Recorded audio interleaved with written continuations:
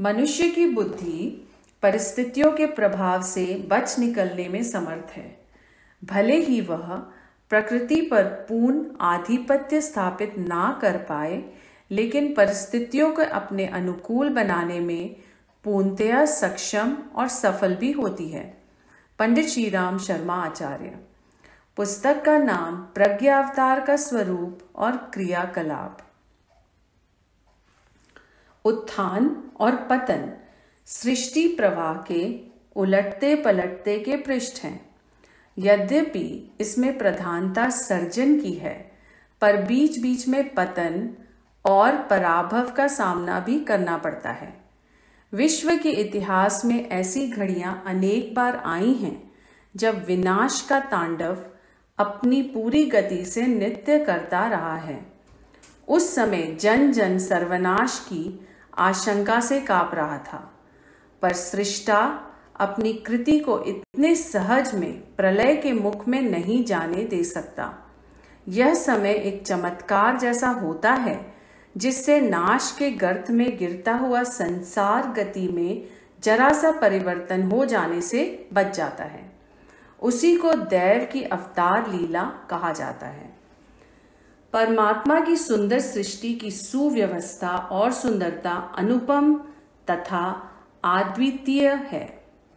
इसकी प्रगति प्रक्रिया का एक इतिहास है जिसमें नए अध्याय जुड़ते ही जाते हैं। पतन और पराभव के तत्व अपना काम करते हैं तथा प्राणियों को अधिक जागृत करने की प्रेरणा देते हैं। अवतार प्रक्रिया किसे कहते हैं?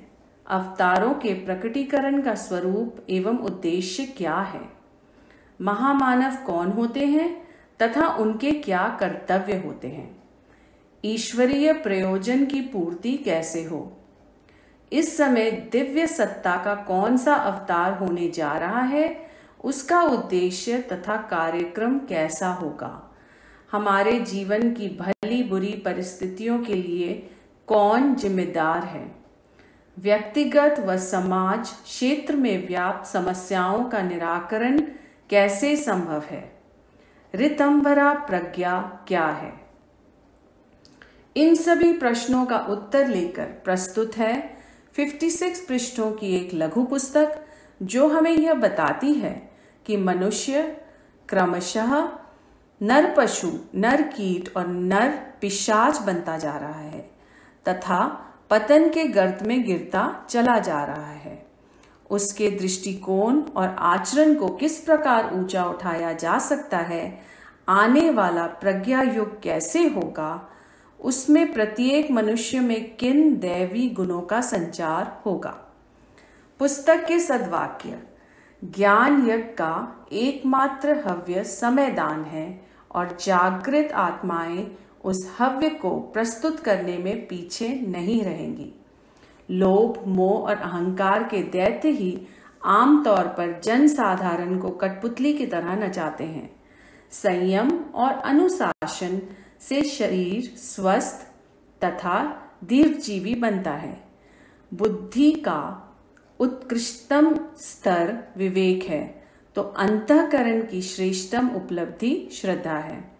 तन्मयता, रुचि और प्रयत्नों का अभाव ही वह कारण है जिससे असफलता मिलती है। दुर्बुद्धिग्रस्त और कुकर्मी व्यक्ति यदि शक्तिशाली हो तो वह विनाश के गर्त में और तेजी से गिरेगा।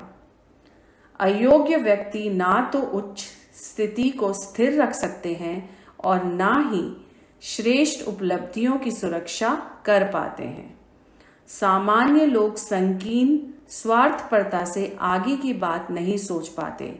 वे निकट की बात देखते हैं, दूर ही नहीं, इसलिए उनसे न लोभ छूटता है और ना शौर्य अपनाते बनता है। पुस्तक के कुछ बिंदु हैं। प्रज्ञा अवतार का स्वरूप और क्रियाकलाप, वर्तमान युग की विभीषिका, विभीषिकाओं का उपचार, प्रज्ञा अवतार का स्वरूप और कार्य पद्धति, जागृत आत्माओं की भूमिका।